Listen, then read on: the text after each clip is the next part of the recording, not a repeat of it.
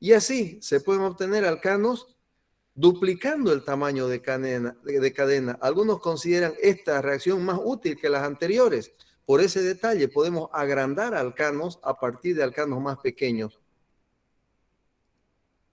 Una vez más, vamos a mostrar en pizarra cómo sería la reacción abreviada.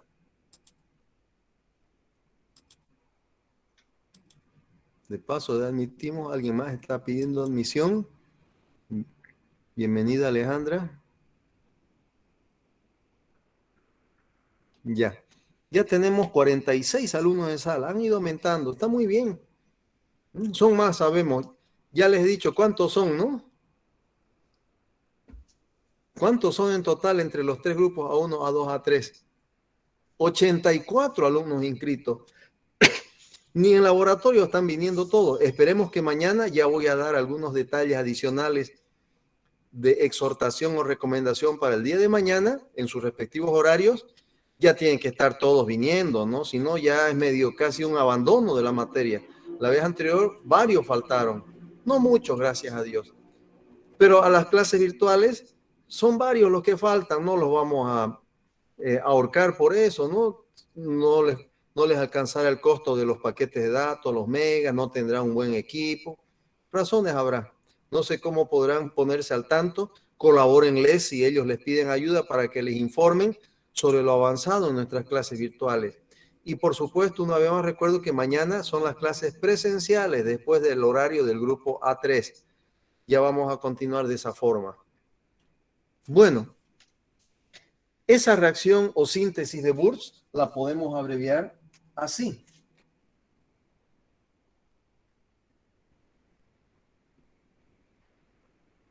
Más sencilla todavía porque es un solo reactivo secundario. ¿Ven? No es necesario balancear, no lo intenten. No es necesario poner dos aquí delante, porque no es la ecuación completa balanceada, es la reacción abreviada. Ya en el detalle, lo hemos visto en la presentación, ya se hará el balanceo que corresponda. Entonces, sigamos insistiendo en el uso y ejercicio frecuente de las reacciones abreviadas, que nos dan muy buena idea del cambio que ocurre, porque nos permiten comparar de un solo vistazo el precursor con el producto.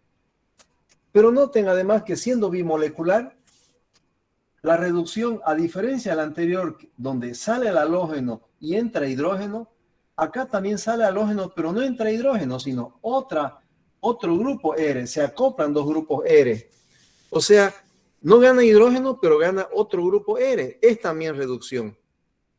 Tanto por haber perdido el halógeno como por haber ganado una cadena carbonada, en este caso igual. Un caso especial que vamos a ver a continuación, no lo vamos a detallar mucho, no es tan importante porque es un método más especial, parecido a este último, ¿no? Este acoplamiento bimolecular, síntesis de Wurtz, ¿no? Es la síntesis de Corey-House.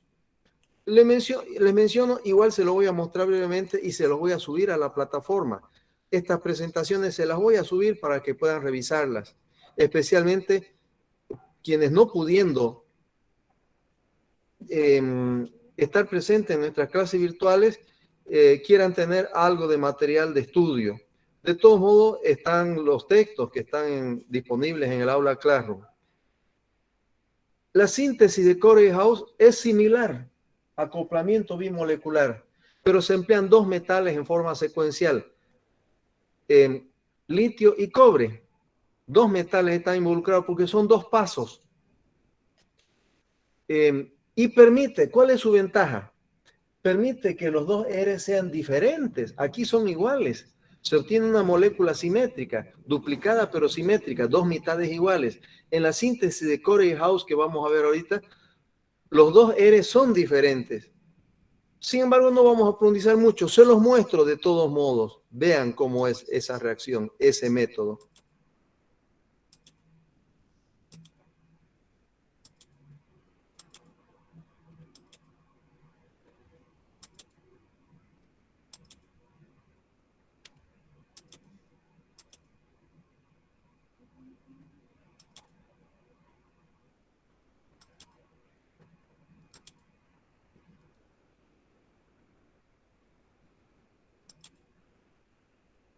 Esto fue lo que vimos recientemente. ¿Lo pueden visualizar? Ahí tienen la reacción de Corey House. No está Y está ¿Lo visualizan? Ahora sí. Perdón. Ya, muy bien.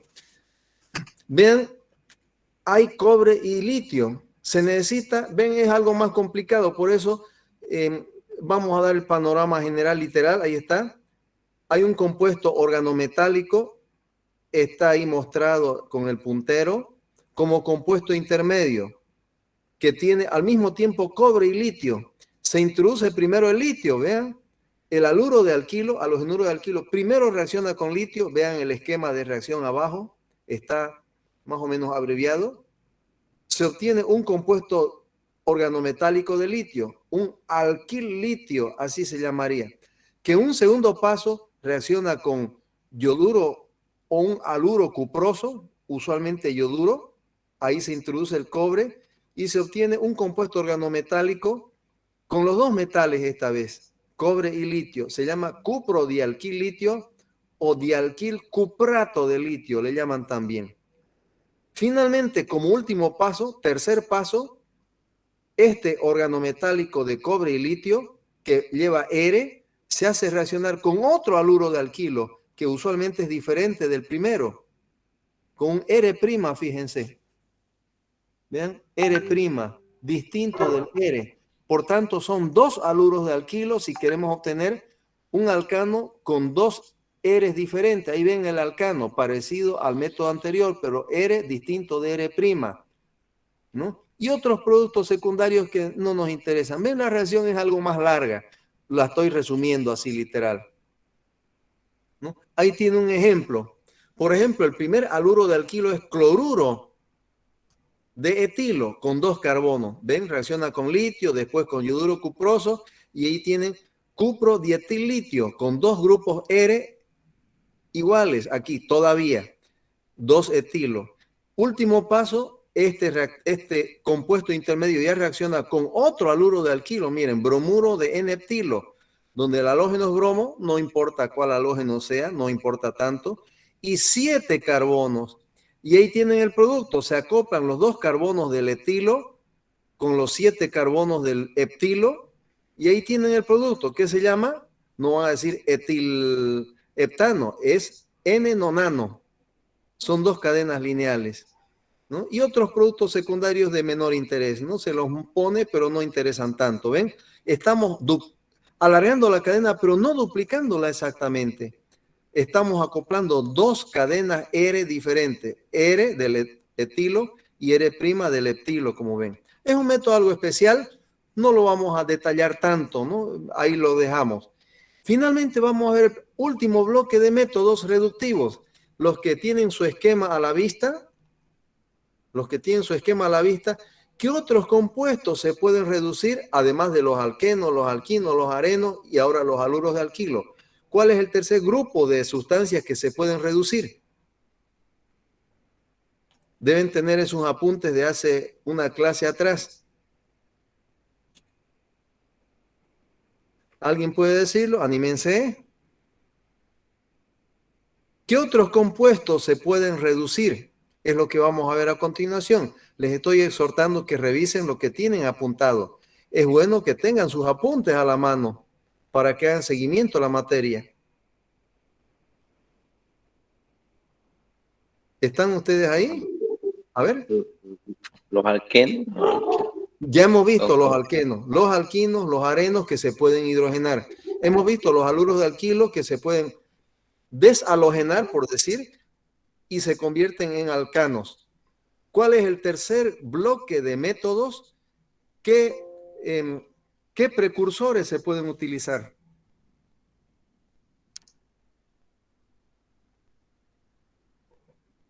A partir de compuestos oxigenados, ¿eso, doctor? A ver, ¿cómo dijo? ¿De compuestos oxigenados? Exacto, pero ¿cuáles? Porque hay muchos, alcoholes, fenoles, aldehídos, cetonas, ácidos, ¿cuáles? Los alcoholes. No, no son los alcoholes. Revisen sus apuntes.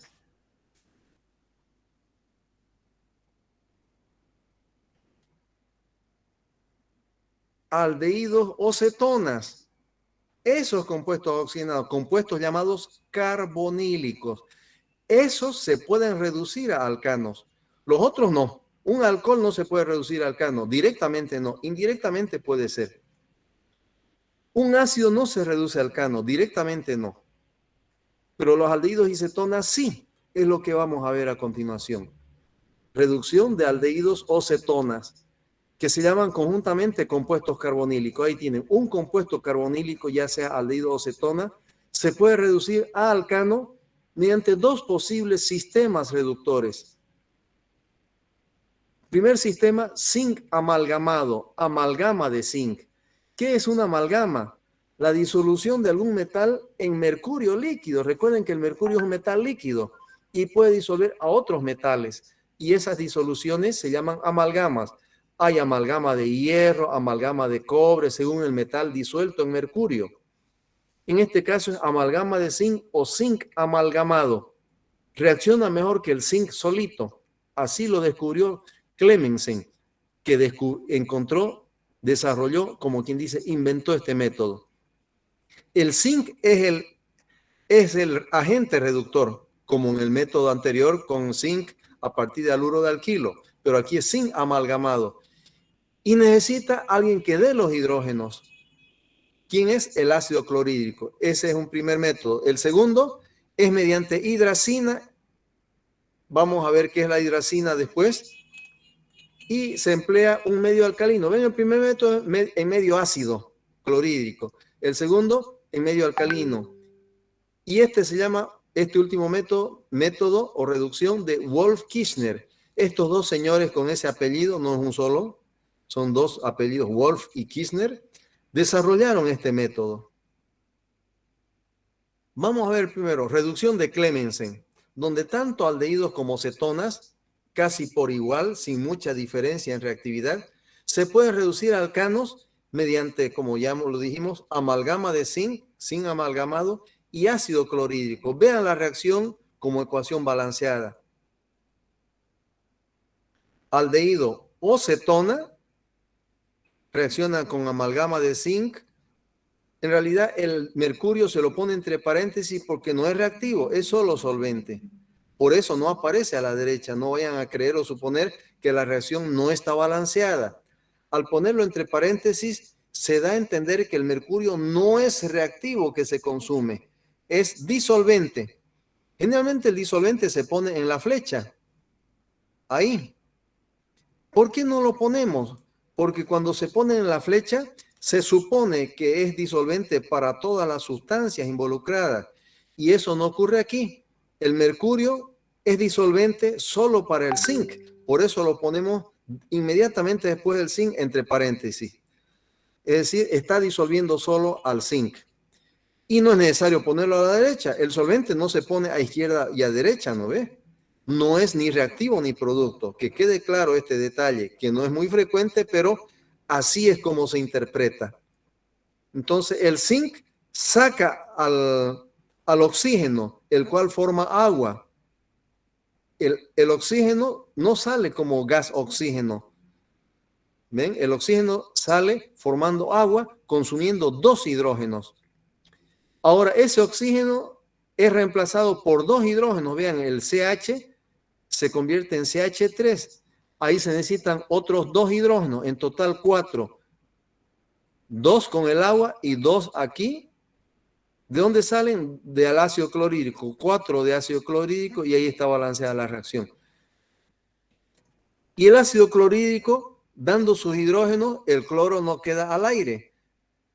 ¿Qué pasa con el cloro? Queda unido con el zinc. Vean, el aldehído se reduce, también la cetona, la reacción es muy parecida, casi igual. Perdiendo su oxígeno, ven, pérdida de oxígeno es reducción. Y ganancia de hidrógeno, ambos ganan dos hidrógenos. Vean, comparen reactivo con producto. Luego vamos a mostrar la reacción abreviada que ilustra mejor esta diferencia, ¿no? Estos hechos. Entonces, el zinc se oxida. ¿Ve? De zinc 0 pasa a zinc más 2, como cloruro de zinc. En fin, así es la reacción de reducción de Clemmensen. Por ejemplo, Aquí tiene un ejemplo con un aldehído. Podría haber sido también una acetona. Reitero, cualquiera de los dos compuestos reacciona muy parecido. No es que son mejores los aldehídos que la acetona o viceversa. Cualquiera de los dos sirven y están en el mismo estado redox, por si acaso. En el mismo estado redox. Vean aquí este aldehído. ¿Cómo se llamará? 3-metilbutanal. El carbono carbonílico es el carbono 1. Entonces el metilo está en el carbono 3. 3-metilbutanal. Seguimos ejercitando nomenclatura y formulación. También lo pueden llamar isopentanal, porque siendo en total 5 carbonos, con un metilo en el penúltimo carbono, se puede nombrar como isopentanal. Reacciona con 2 átomos de zinc disueltos en mercurio y 4 moléculas de ácido clorhídrico, ven, como en la reacción general balanceada.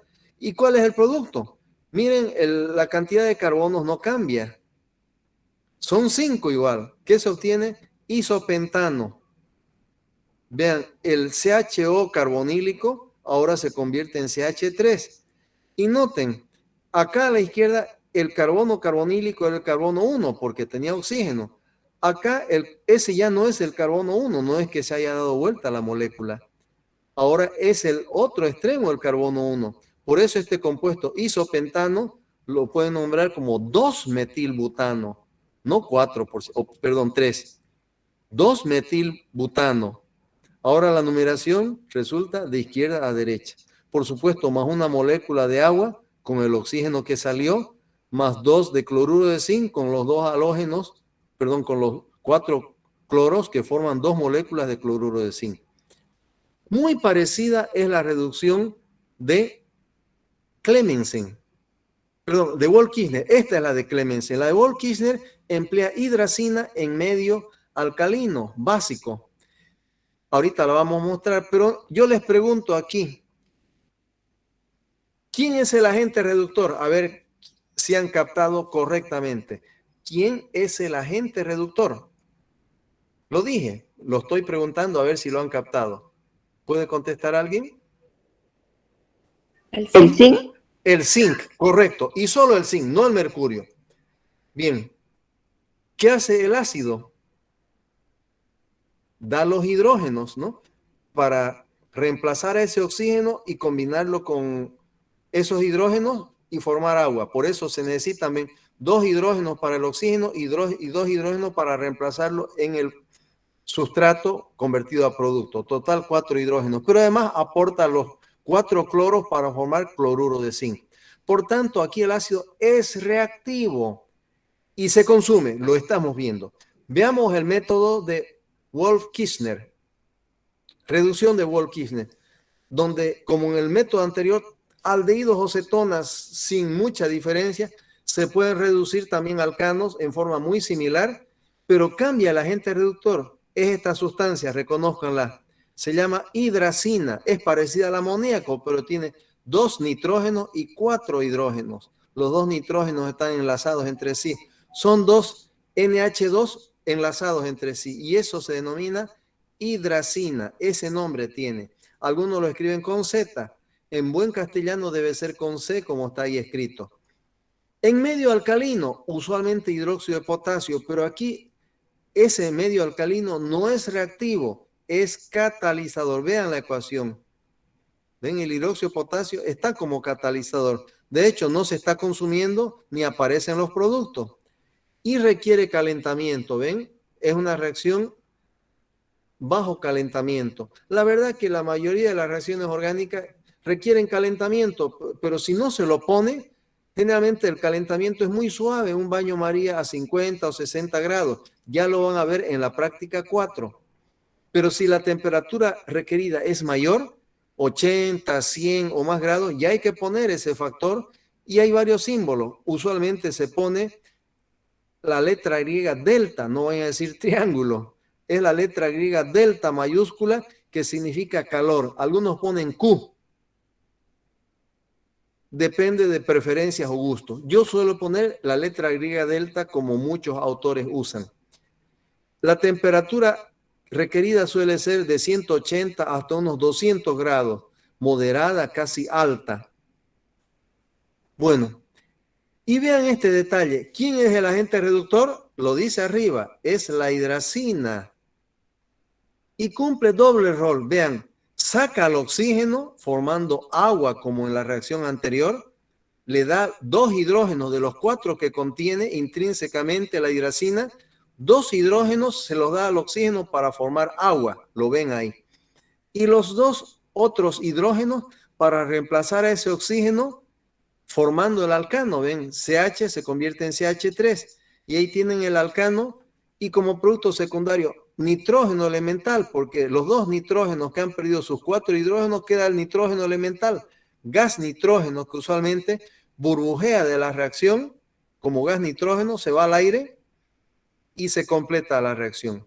Parecido en una acetona, lo único que en la acetona el carbono carbonílico está en una porción central de la cadena de la molécula, mientras que un aldehído, el carbonilo aldehídico, está en un extremo o punta de cadena. Lo hemos visto anteriormente aquí, ¿ven? Está en la punta derecha en el anterior método. El mismo 3-metilbutanal lo podíamos haber reducido también con hidracina. Aquí vamos a elegir otro ejemplo, una acetona.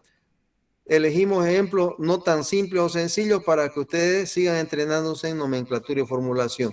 ¿Qué se llamará esta acetona? Que de paso es una acetona cíclica, donde R y R' están unidos, cerrando anillo. Fíjense. Es 2-metilciclopentanona.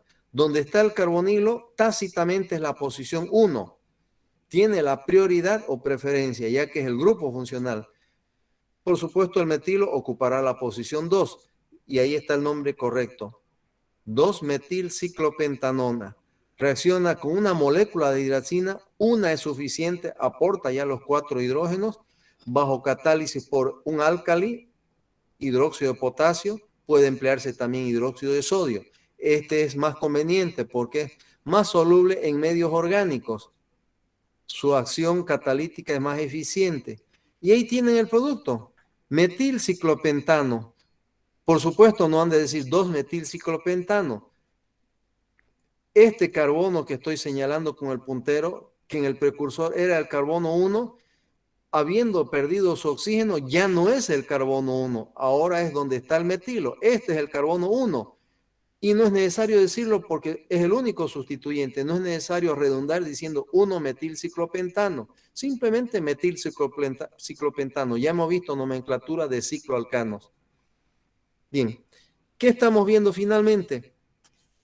Que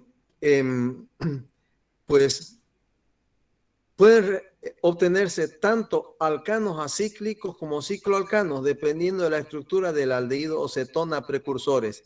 Si el precursor es acíclico, el alcano es acíclico. Si el precursor, como ven aquí, es cíclico, una ciclocetona, una cetona cíclica, el producto también es cíclico, no se modifica la estructura. Bien.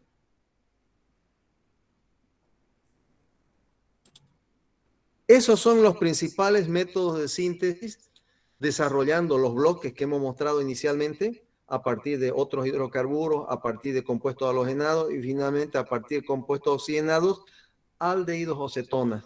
Son los principales métodos de síntesis. Bueno, vamos a ver seguidamente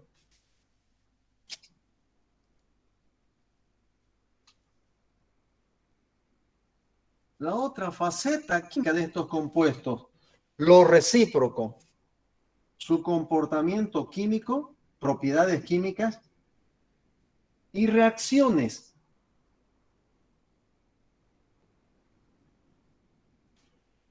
Doctor, está borroso la pantalla.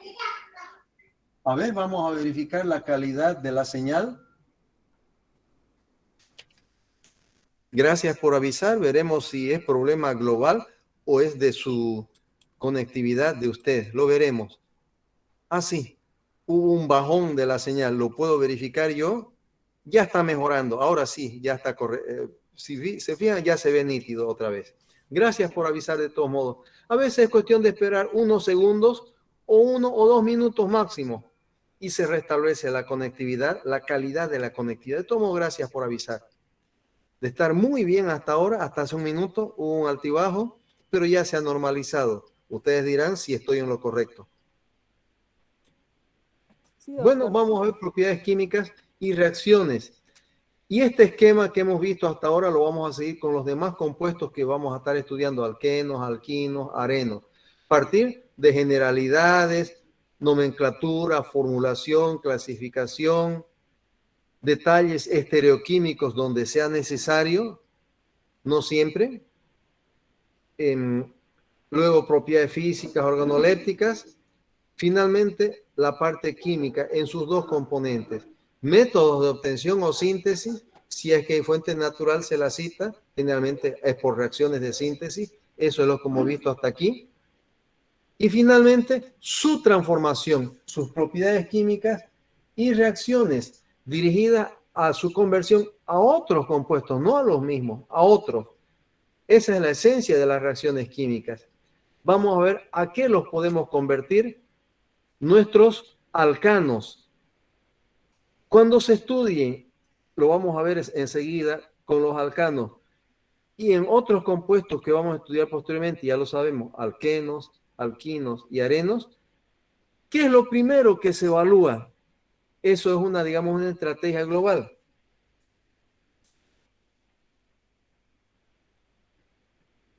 Lo muestro.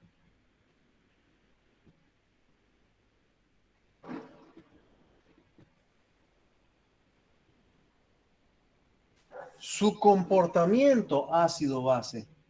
Esto es importante desde todo punto de vista, tanto del punto de vista, digamos, químico, que es lo que vemos aquí, reacciones que ocurren en el laboratorio o en la industria, para darnos un mejor conocimiento de los compuestos orgánicos que son ya de su interés de ustedes, entiéndase biomoléculas. Si ustedes comprenden estos compuestos y su transformación, eso les da una mejor comprensión de los compuestos biológicos, biomoléculas y su transformación, metabolismo. Ustedes llevan metabolismo ya a partir del próximo semestre, metabolismo 1 y después metabolismo 2.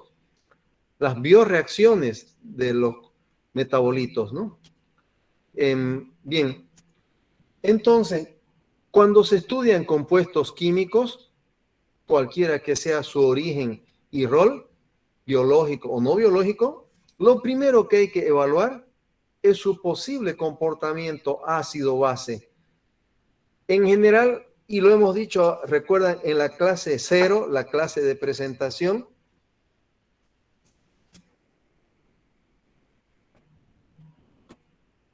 ¿de qué depende la reactividad de los compuestos? Lo recapitulamos. Hago una rápida revisión porque eso nos va a permitir justificar lo que vamos a ver y comprenderlo mejor. Depende, primero, de la presencia de grupos funcionales. Generalmente, cuando un compuesto tiene algún grupo funcional, ese es su sitio reactivo. El oxidrilo en los alcoholes, en los fenoles, el carbonilo hemos visto en los aldehídos de acetonas, el amino en las aminas, etc. El grupo funcional confiere reactividad, a veces grande, a veces pequeña, pero es un sitio reactivo, mientras que el resto de la cadena hidrocarbonada generalmente no interviene o interviene poco. Primera causa de reactividad. Segunda posible causa que puede estar al mismo tiempo que esta primera o no. La presencia de enlaces pi. Por ejemplo, doble enlace en los alquenos, triple enlace en los alquinos. Aunque no haya grupos funcionales, eso ya es un sitio reactivo. Vamos a ver que los alquenos, ya lo hemos estado viendo en los métodos de conversión a alcanos, los alquenos ya son más reactivos que los alcanos porque tienen doble enlace. El enlace pi les da reactividad mayor, bastante mayor que los alcanos que son muy poco reactivos. Ahorita lo vamos a ver como conclusión. Entonces la presencia de enlaces pi también es otra posible causa de reactividad. Son las principales. Puede haber una sola de las dos o ambas. Un alcohol insaturado que tiene el grupo funcional oxidrilo por una parte y el doble enlace, la insaturación por otra, tiene dos sitios reactivos. No quiere decir que los dos vayan a reaccionar obligatoriamente. Eso depende de qué reacción se aplique o utilice. Con esa base, bueno, hay otros factores más secundarios. Por ejemplo, las moléculas más polares son más reactivas que las menos polares, pero ya es un factor más accesorio, ¿no? Pero también influye. Bien, otro hecho, el posible comportamiento ácido-base. Compuestos que pueden tener comportamiento o como ácido o como base o ambos, anfóteros o anfolitos, como se llaman química analítica. Ustedes están llevando química analítica 1, ¿no? Tengo entendido. Entonces, seguramente Sí, están doctor. estudiando, ¿sí? Sí, Ya. Entonces, saben de qué estoy hablando. Saben qué es un ácido bajo el concepto de Arrhenius, de Bronsted-Lowry, bajo el concepto de Lewis. Y son compuestos muy reactivos, por ser ácidos los unos, por ser base los otros. En los compuestos orgánicos hay muchos compuestos que tienen comportamiento ácido o comportamiento básico o ambos, los que se llaman compuestos anfotéricos, anfóteros o simplemente anfolitos. Aunque no sean típicamente ácidos o típicamente bases. Algunos son típicos, por ejemplo, los ácidos carboxílicos. Son ácidos, hasta en el nombre se refleja. Y son muy ácidos. Pero hay otros compuestos, como por ejemplo los alcoholes, lo van a estudiar en Química Orgánica 3, que también tienen un comportamiento ácido, más débil, pero lo tienen. Sin embargo, no se los nombra como ácidos, pero tienen ese comportamiento, aunque más débil. Hay ácidos más fuertes y más débiles. Algo parecido con las bases. ¿Cuáles son las típicas bases orgánicas? Las aminas, que son muy básicas, hasta en el pH se nota. Pero hay otros compuestos que también tienen comportamiento básico, pero no son aminas. Por ejemplo, los aldehídos, las cetonas también tienen un comportamiento básico, pero más débil. Pueden reaccionar con ácidos, pero usualmente no afectan el pH. Disuelven un aldehído cetona en agua y el pH es casi 7, pero pueden reaccionar con ácidos. Bueno, ¿qué opciones tenemos? Y bueno, un compuesto que tenga comportamiento o ácido o básico o ambos, si es fuerte es muy reactivo. Si es débil, el ácido o base, será menos reactivo, pero es más reactivo que un compuesto neutro. ¿Qué opciones tenemos? Y vamos a ver cuál presentan los alcanos. Un compuesto orgánico cualquiera puede ser solo ácido, solo base, utilizamos estas letras simbólicas abreviadas, puede ser anfótero, es decir, ácido y base, lo vamos a simbolizar así. Ustedes conocen compuestos así, de cada tipo. Ácidos como el acético o ácido etanólico es un ácido. Bases como la metilamina, la fenilamina son bases.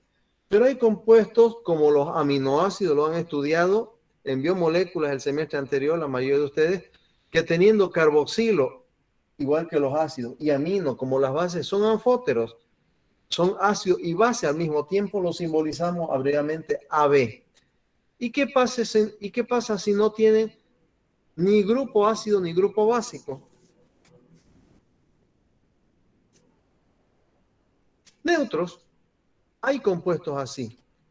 ¿Pueden ustedes suponer cómo serán nuestros alcanos? ¿Pueden predecirlo conociendo su estructura? ¿Serán ácidos? Recuerden la definición de ácido.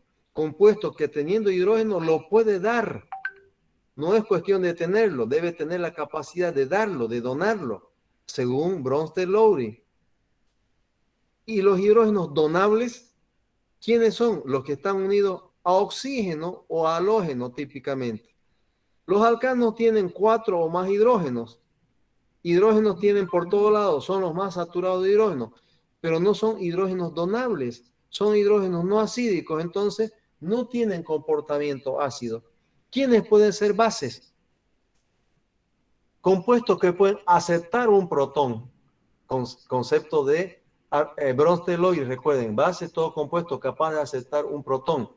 Las aminas, como el amoníaco, son bases porque pueden aceptar un protón sobre el par de electrones del nitrógeno que poseen. Y hay otros compuestos que conteniendo oxígeno pueden también actuar como bases. Pero ¿hay esos átomos aquí? Tampoco, no hay. Ningún átomo tiene un par de electrones para aceptar un protón. Por tanto, tampoco son bases. Por consiguiente, tampoco son compuestos anfóteros. ¿Qué son nuestros alcanos? Neutros, ¿no? Neutros, correcto, son compuestos neutros. Son los más neutros de los compuestos neutros. Hay otros compuestos neutros también, las amidas, pero en condiciones muy extremas pueden reaccionar con ácidos, por ejemplo, con ácidos muy fuertes y a temperaturas altas. Los alcanos, ni aunque calienten o pongan ácidos fuertes, no manifiestan un comportamiento básico en todo caso. Son neutros. Y eso ya justifica, junto con su ausencia de grupos funcionales, ausencia de insaturaciones, ausencia de comportamiento ácido básico, el ser muy poco reactivos.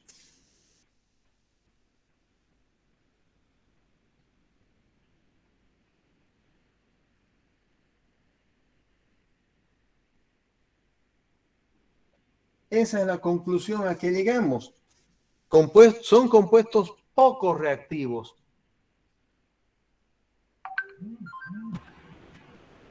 Bueno, aparentemente, estamos tronados porque no podríamos transformarlo. Hay una puerta de salida, hay una opción consoladora.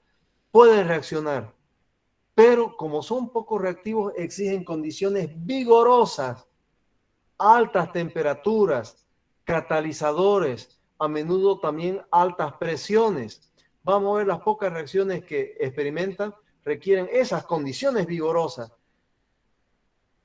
Aunque pueden reaccionar en reacciones exotérmicas, liberan energía, sin embargo necesitan un préstamo de energía inicial para que reaccionen. Altas temperaturas, altas presiones y en muchos casos catalizador. Lo vamos a ver en las pocas reacciones que experimentan.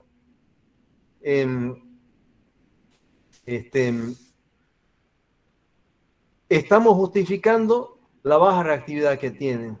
Y un poco como dice el refrán castellano y muy cristiano. No sé si han escuchado este refrán. Dios nos da nueces, pero no nos las da partidas. ¿Qué significa eso? Tenemos que esforzarnos en aprovechar las nueces. Como no la podemos tragar entera, nos atoramos, hay que partirla. Piensen, en fin, nueces tal vez muchos no conozcan, pero conocen almendras o totaíces, donde uno come la pepa que está dentro. Hay que romper y eliminar, descartar la cáscara que suele ser dura. Y eso es un esfuerzo. Entonces, si queremos aprovechar los alcanos, tenemos que esforzarnos aplicando temperatura, presión, catálisis, para que estos reaccionen y podamos obtener derivados. Bueno, con ese antecedente vamos a ver las pocas reacciones que experimentan. Son unas 5 reacciones, de las cuales 2, las que vamos a ver más al final, son de mayor utilidad o beneficio en síntesis, es decir, para obtener derivados de estos compuestos. Las 3 primeras usualmente son útiles para obtener ciertos compuestos, generalmente mezclas de ellos, que son utilizados como insumos, como carburantes, como combustibles mejorados. Vamos a ver, por ejemplo, que los alcanos pueden convertirse en alquenos, mayormente para obtener carburantes de mejor calidad. Por ejemplo, una gasolina de bajo octanaje se puede convertir en una gasolina de mejor octanaje. Entonces, tiene utilidad más restringida, no digo totalmente inútiles, para síntesis de compuestos orgánicos selectos. Es más, para obtener productos usados como carburantes, como combustibles, o directamente quemarlos, como vamos a ver seguidamente. Vamos a retomar presentación para ilustrar estas diferentes reacciones.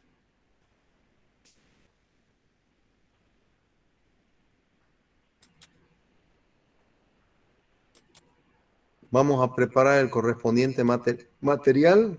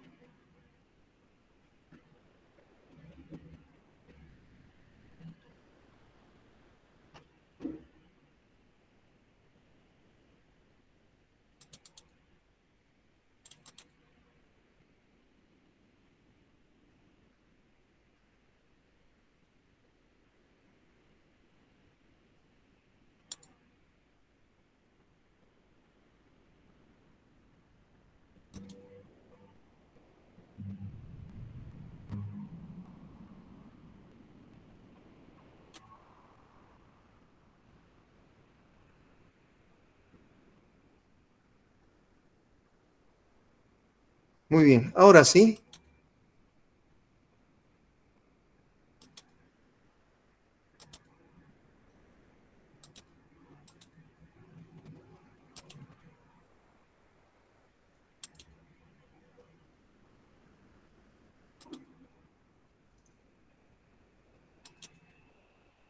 Lo dicho, ¿no? Algunas cosas de las que vamos a mostrar ya las hemos dicho. Vamos a hacer un apretado resumen de lo que hemos descrito y algo más. Pueden visualizar ese gran título en lo que estamos desarrollando. Veamos. Ya llegamos a esta conclusión habiéndolo justificado. Son los menos reactivos de todas las clases de compuestos orgánicos y presentan pocas reacciones. Ya lo dijimos, son como unas 5, de los cuales solo 2, menos de la mitad, son útiles en síntesis, es decir, para obtener otros compuestos orgánicos que puedan ser interesantes. ¿A qué se debe? Estamos ampliando un poco. Ya dijimos, no tienen grupos funcionales primero que le den reactividad, no tienen enlaces pi y además son compuestos, ya lo dijimos en propiedad física, apolares. Entonces no hay mucha diferencia en la electronegatividad entre carbono e hidrógeno. Claro, entre carbono, cero diferencia, ¿no? Pero tampoco entre carbono e hidrógeno. El carbono, su electronegatividad, ¿se acuerdan? 2.4, 2.5, el hidrógeno 2.1. No es mucha diferencia, es un enlace muy poco polar o prácticamente apolar. Y por ese motivo, los enlaces que pudieran romperse no lo hacen heterolíticamente, como por ejemplo el enlace carbono-oxígeno, que puede experimentar una ruptura heterolítica, es decir, el oxígeno se lleva un par de electrones y el carbono los pierde. Entonces aquí es poco probable ese tipo de rupturas. ¿Qué tipo de ruptura usualmente ocurren en las reacciones, las pocas reacciones de los alcanos? Ruptura homolítica, donde ambos carbonos se reparten por igual los electrones del enlace. Y por eso son reacciones radicalarias, lo que dice ahí a continuación. Prácticamente todas las reacciones implican formación de radicales libres por ruptura homolítica. Espero que estén recordando esto que estamos mencionando. Ustedes han visto ruptura y formación de enlaces en química orgánica 1. Y esto también ya lo hemos dicho. En general requieren condiciones vigorosas. ¿Qué significa? Temperaturas altas, presiones relativamente altas también y eventual uso de catalizadores para forzarlos a reaccionar ya que su reactividad es baja. Esto también ya lo afirmamos, lo resumimos. Por su comportamiento ácido-base son compuestos neutros. Ya lo hemos verificado. Ahora, yendo a las reacciones, y vamos a ver en ese orden. Cuando las condiciones de reacción son favorables, pueden reaccionar con oxígeno, se pueden quemar, es combustión. Lo hacemos eso hasta en nuestra casa, cuando quemamos gas en nuestras cocinas, en nuestros laboratorios, cuando usamos mecheros, mañana van a usar mecheros en el laboratorio. Van a usar mecheros, no en todas las experiencias. Espero que las tengan bien leídas. Yo no se las voy a describir. No esperen eso. Lean ustedes, están obligados, lo digo y lo repito, están obligados a leer antes la guía, así sea apenas media hora antes, mejor si leen ahora. En la práctica, ustedes simplemente repasan, van a tener su guía para repasar. No se vayan a pasar media hora leyendo por primera vez. Van a perder tiempo y van a perjudicar a sus demás compañeros. Entonces, van a hacer este ensayo de combustión. En principio, los alcanos cualquiera se puede quemar combinándose con oxígeno, ¿no? Como indica aquí. Reaccionan con oxígeno, reacción de combustión, liberando energía. Generalmente esta reacción no es para aprovechar el producto. Sabemos suele ser dióxido de carbono más agua. Es para obtener energía, para calentar alimentos en la cocina, para calentar sustancias químicas en el laboratorio, lo que fuera. O en la industria también se quema mucho gas en ciertas industrias. Es para eso. Por tanto, su utilidad en síntesis es prácticamente mínima o nula. También, una vez más, bajo condiciones favorables, temperaturas altas. Recuerden, para que un alcano se queme, hay que acercarle el encendedor o el fosforito, ¿no? Requiere alta temperatura, claro. Después, no es necesario estar con el fósforo todo el tiempo. Como es exotérmica esta reacción, lo vamos a ver ahorita, el mismo calor liberado por la reacción sostiene o continúa la reacción de combustión. En casos muy especiales también el ácido nítrico puede reaccionar a alta temperatura. Mañana van a hacer ensayos de reacción con ácido nítrico a temperatura ambiente. Se espera que no reaccionen los alcanos. También el halógeno, ya sea cloro o bromo. El flúor es demasiado reactivo, es peligroso. Y el yodo es muy poco reactivo, muy lento, no se usa. De los halógenos solo el cloro y el bromo se utilizan, son utilizables, lo vamos a ver. Esta es la reacción más útil en síntesis, se llama halogenación de alcanos. Vamos a ver inclusive su mecanismo.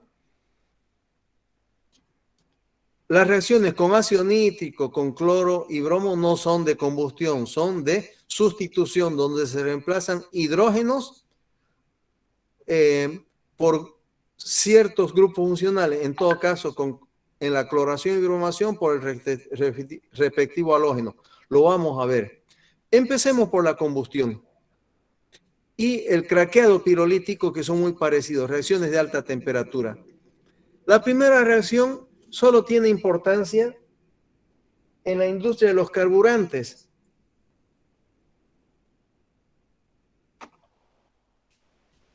Es decir, de los combustibles. No la vamos a detallar mayormente. La mencionamos en primer lugar, pero sin mucho detalle. Cuando se calientan alcanos, especialmente de cadena larga, 10, 20 carbonos, estos, al tener muchos carbonos en línea, en realidad, recuerden, en estructura de tipo zigzag, por la geometría e hibridación del carbono, pero muchos carbonos en cadena lineal son cadenas vulnerables a la ruptura. Eso ocurre. A menudo le llaman también reacción de ruptura o clivaje. Clivaje significa ruptura, donde se rompen las cadenas dando una mezcla de fragmentos que son, como dice ahí, hidrocarburos, alcanos también, mezclados con alquenos de tamaño más pequeño. Les doy una idea global. Piensen en el eicosano. ¿Cuántos carbonos tendría? 20.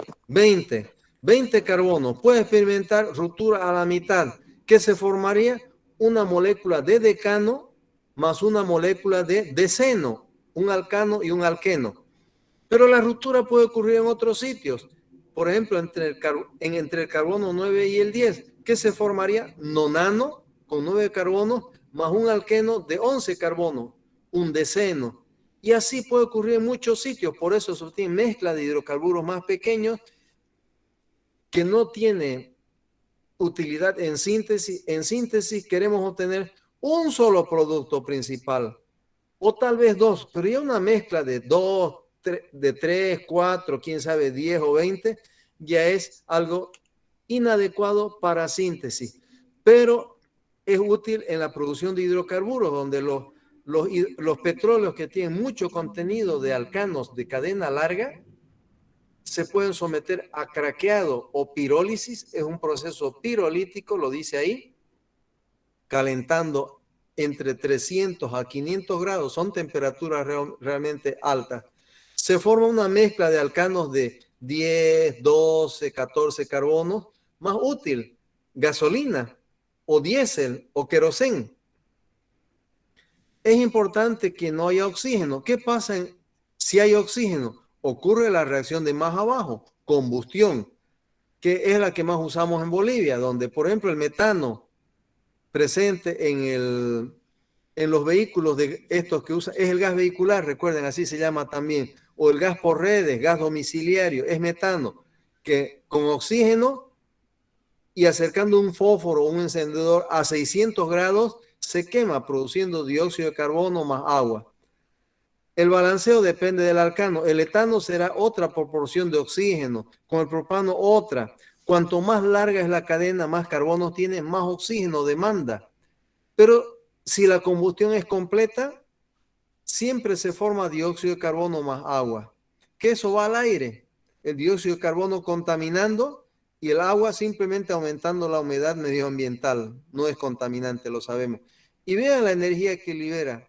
Es alta, 800 y tantos kilojulios por mol, considerando que muchas reacciones orgánicas liberan apenas 100 o 200 kilojulios por mol. Entonces son combustiones muy exotérmicas, por eso se aprovecha para obtener energía especialmente calorífica o de otro tipo.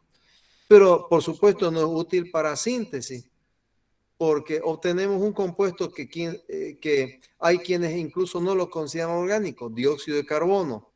Podrá servir, por ejemplo, para acumularlo y utilizarlo en la elaboración de bebidas gaseosas o cosas así, o en la elaboración de cerveza, bebidas gasificadas, pero no para síntesis. Prácticamente no es muy útil. Vamos a ver otras reacciones también interesantes en el campo de la energética, podemos decir, la producción de energía y de pues carburantes alternativos. Por ejemplo, vamos a irnos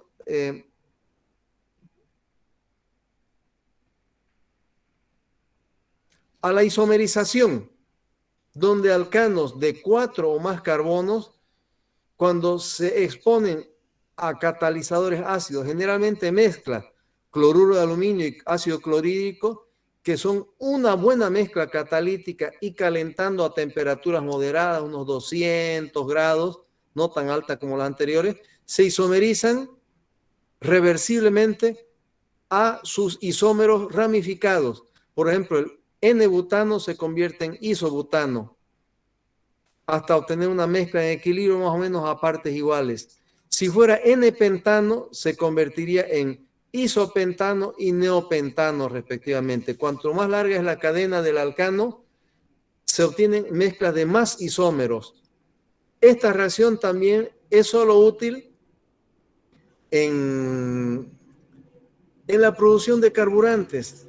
Acá en YPFB hay una planta aquí en Palmasola, en la refinería, no en el campo penitenciario por si acaso. En la refinería de Palmasola, además de destilar y obtener gasolina, querosén, diésel, procesos solamente físicos, hay ya una pequeña planta de isomerización donde la gasolina natural rica en alcanos lineales y de bajo octanaje, por supuesto, ya hablamos de eso anteriormente, se isomerizan a alcanos ramificados mejorando su octanaje para su uso en gasolinas como la Premium, etc. Entonces también tiene utilidad por ahí, no es mayormente interesante. Vamos a ver las reacciones que sí son interesantes. Ya mencionamos la halogenación, donde alcano, esto simboliza a un alcano.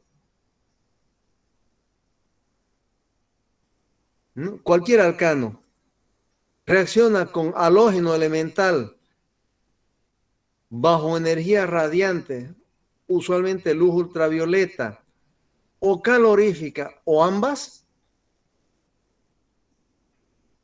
Ocurre sustitución de hidrógeno por halógeno. ¿Qué se obtiene? Un haluro de alquilo. Y el otro halógeno, porque son dos, se combina con el hidrógeno sustituido y forma hidrácido, que aquí es producto secundario que se puede lógicamente recuperar. Los hidrácidos son importantes insumos inorgánicos, pero nos interesa el producto principal orgánico, un haluro o halogenuro de alquilo.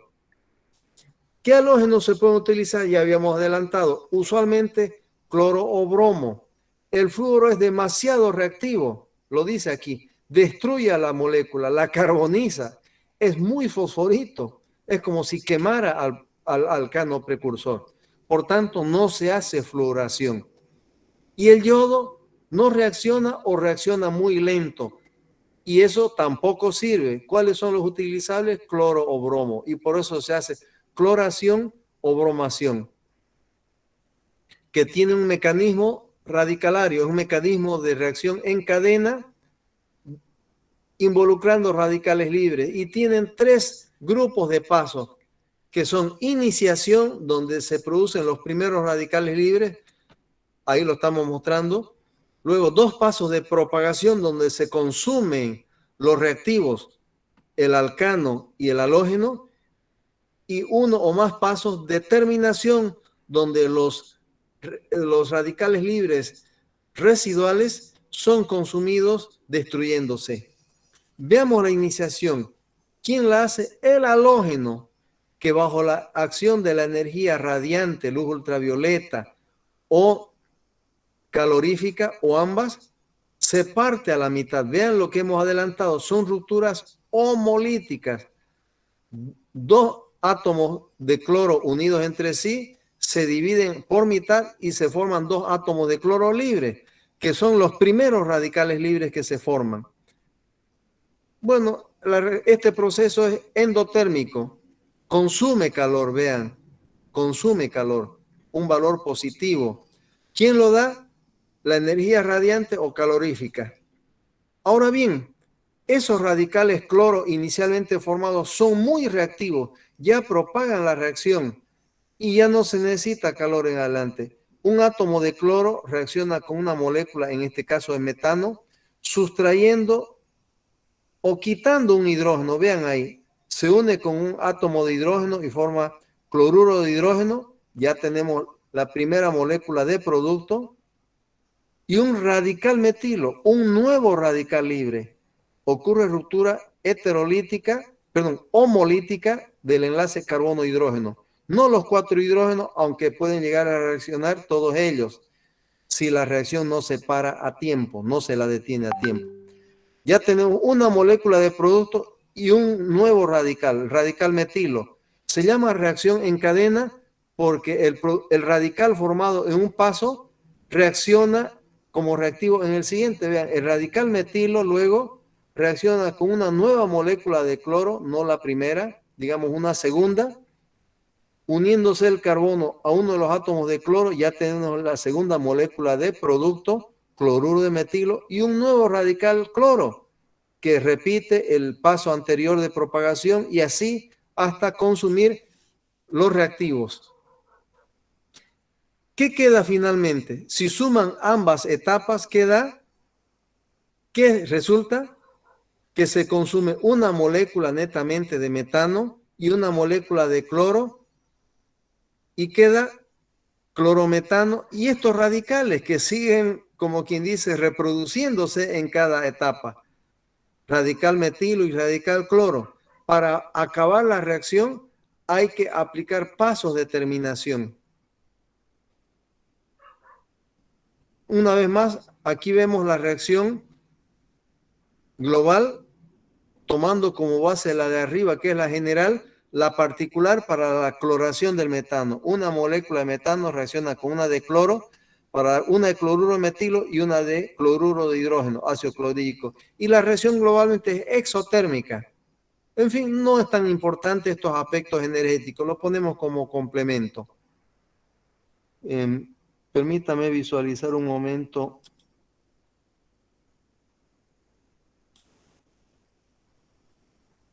Nos quedan 5 minutos, eso quería ver la hora.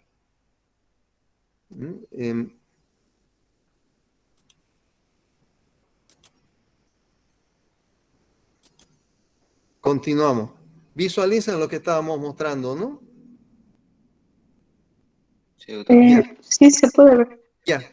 Veamos un poco más de detalle, ya que esta reacción es fundamental. Es el primer paso de lo que es la síntesis de muchos compuestos orgánicos, donde el metano o el etano o el propano primero se halogenan y el haluro de alquilo, halogenuro de alquilo formado puede convertirse ya posteriormente, aquí no lo vamos a ver, en muchos otros compuestos y es una especie de carambola porque eso a su vez en otros compuestos y es el proceso global de obtención de compuestos orgánicos sintéticos. Por eso muchas veces se dice derivados del petróleo, ¿no? En realidad suele ser del gas, también del petróleo, si son líquidos. Donde el primer paso suele ser este. El metano, el etano, el propano, el butano, el hexano, etcétera, pueden experimentar con la misma facilidad casi todas estas reacciones, usualmente cloración o bromación. Y ahí lo dicho, ¿no? Si sumamos los dos pasos de propagación, uno romano y dos romanos, ¿qué queda? Esto, lo dicho, lo estamos mostrando como ecuación química, la reacción global. Pero todavía quedan radicales porque estos se han reproducido, ¿no? No desaparecen. ¿Qué se hace? 1, 2 y hasta 3 pasos de terminación. Vean, un átomo de cloro puede reaccionar con otro átomo, ambos radicales forman una molécula de cloro que ya es molécula y ya no tiene la inestabilidad de los radicales cloro solitos. Puede reaccionar también un radical metilo con un radical cloro y forman cloruro de metilo y ahí murieron los radicales. O también dos radicales metilo pueden acoplarse entre sí y formar una molécula de etano y ahí también mueren los radicales metilo. O a veces, para que esta reacción no sea infinita, el operador puede agregar un inhibidor, por ejemplo, un poco de oxígeno o un peróxido que reacciona con los radicales metilo y forma, ven, otro radical que ya es no reactivo, un radical peroxilo, metilperoxilo. Entonces, eso ya son detalles de proceso. Finalmente, mostrando un poco más de detalle con el uso de flechas curvas, las flechas curvas son usadas con frecuencia son esas flechas curveadas, como ven ahí arriba a la izquierda, para detallar mecanismos. A veces la vamos a utilizar. La flecha recta, la que se muestra en negro, simplemente son separadores de reactivos a la izquierda y productos a la derecha, pero las flechas curvas muestran la ruptura, la formación de enlace, el movimiento de electrones. Son flechas más detallistas y suelen ser curvas, por eso se llaman flechas curvas. Vean el primer paso de iniciación, la ruptura homolítica de la molécula de cloro. Aquí está muy detallada. Luego los pasos de propagación, ¿ven? Un átomo de cloro se enlaza con un átomo de hidrógeno, forma cloruro de hidrógeno y deja un nuevo radical, en este caso metilo, que en el otro paso de propagación reacciona con una nueva molécula de cloro. Todo esto ya lo describimos, aquí está más detallado. Y finalmente los pasos de terminación, dos átomos de cloro que se unen entre sí para formar, todo esto lo vimos, pero aquí está más detallado aún. Bien,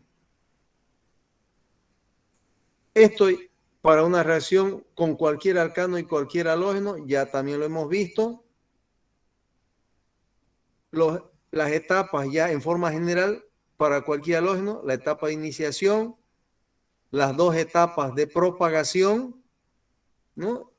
Que son las claves, las etapas clave, porque aquí es donde se consumen globalmente los dos reactivos, el alcano y el halógeno, formando los dos productos, el hidrácido y el haluro de alquilo.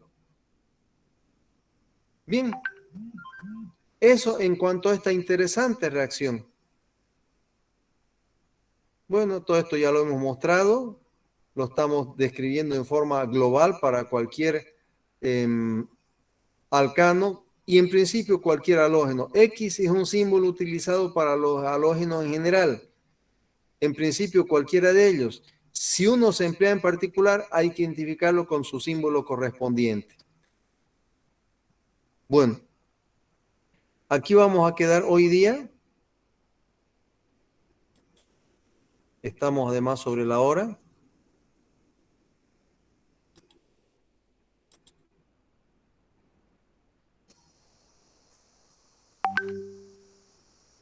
Vamos a ver una reacción más. Recuerden que hemos dicho 2 reacciones, las últimas que estamos viendo, que son las de más importancia en síntesis.